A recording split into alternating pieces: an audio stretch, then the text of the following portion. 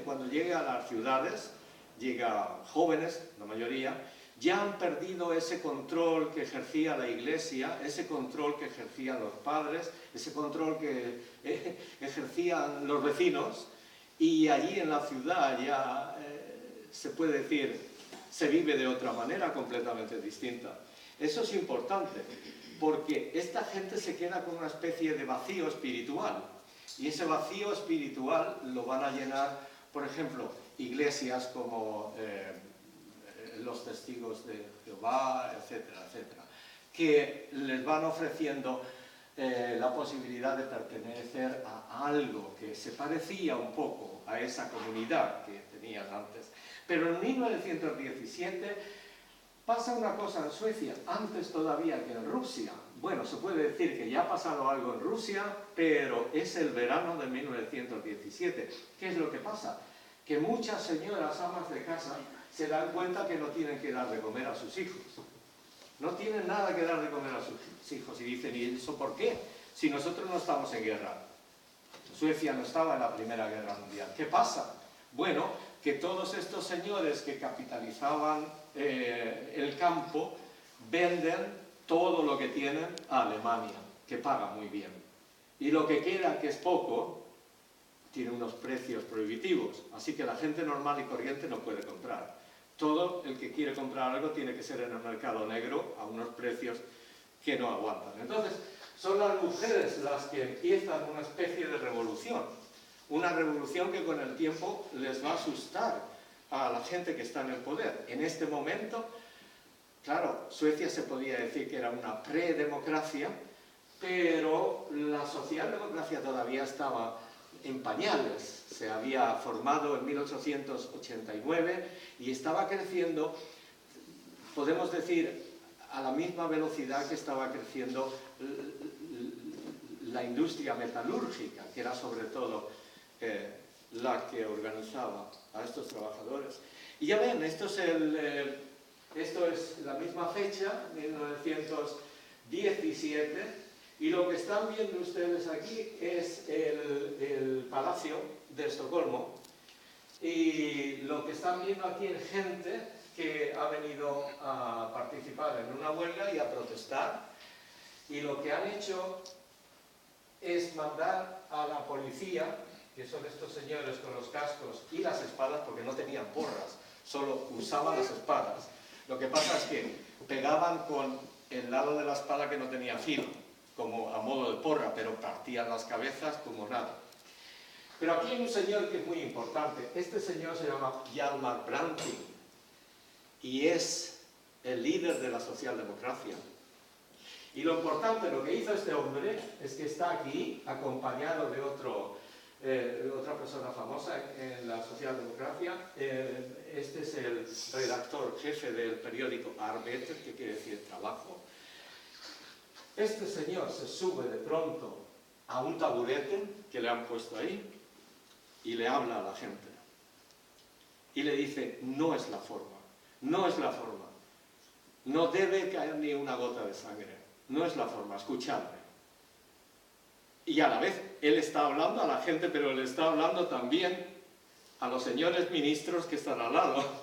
Y también le está hablando al jefe de la policía. El jefe de la policía, que aquí en esta foto no lo podemos ver, con sus guantes blancos, levanta una mano y está a punto de dar la orden de fuego.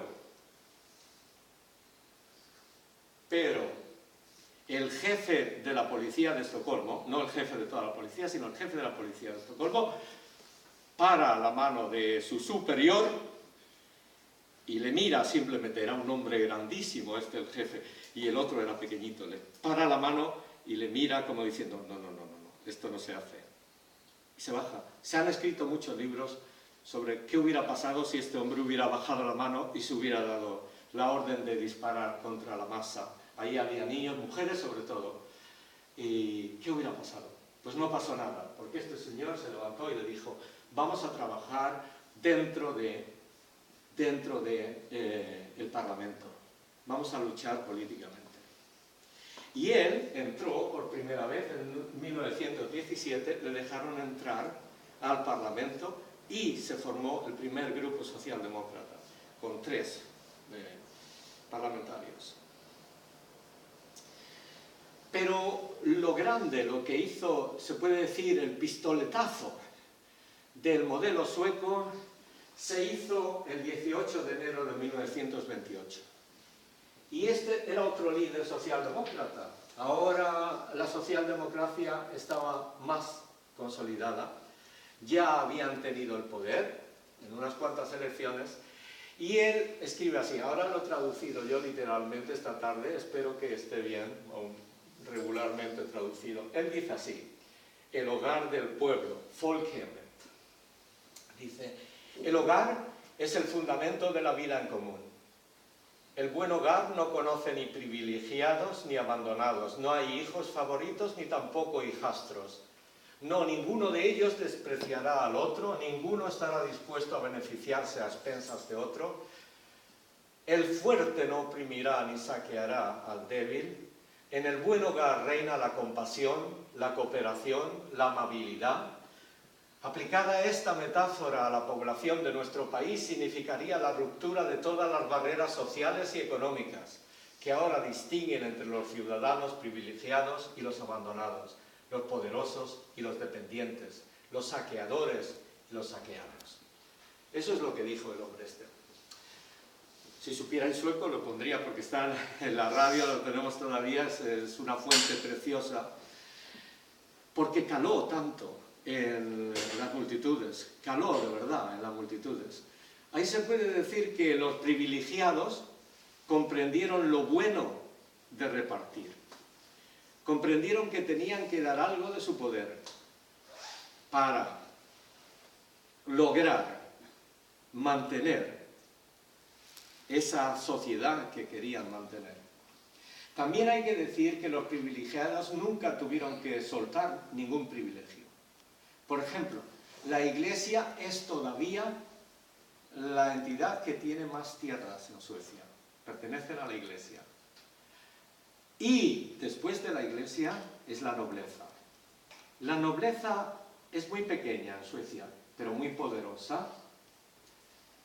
Y se organizó de tal manera que ya en los años 20 se dijo que, muy bien, ustedes no serán nunca despojados de sus tierras, sino se hizo un sistema para que las tierras quedaran siempre completas y el hijo mayor o el heredero de las tierras las tuviera todas completas y tuviera después que hacer una satisfacción económica a sus hermanos en caso de que tuviera más hermanos y tal.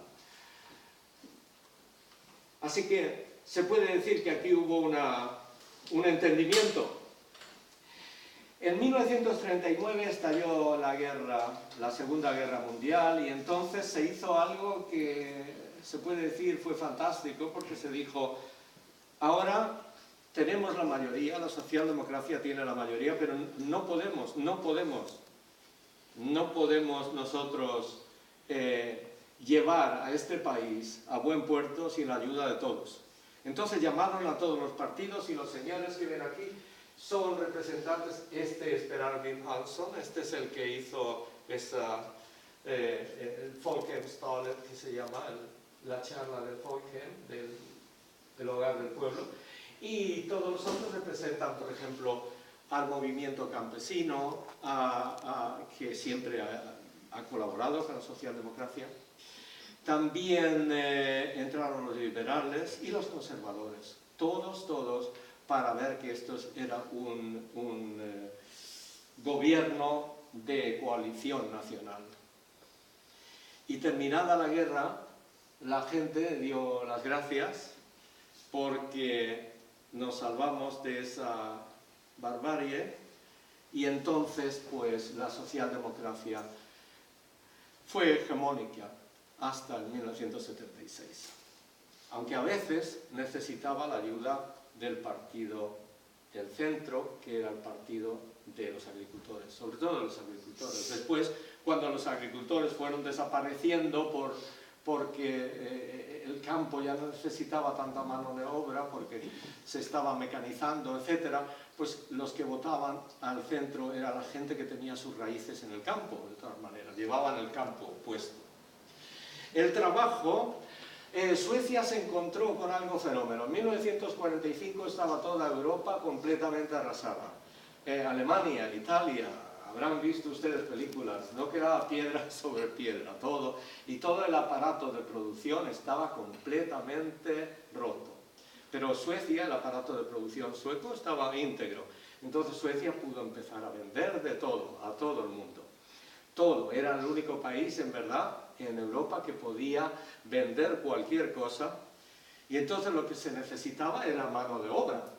Así que a partir de 1945, las empresas mandan autobuses a Grecia, a Italia, para decir, necesitamos soldadores, soldadores.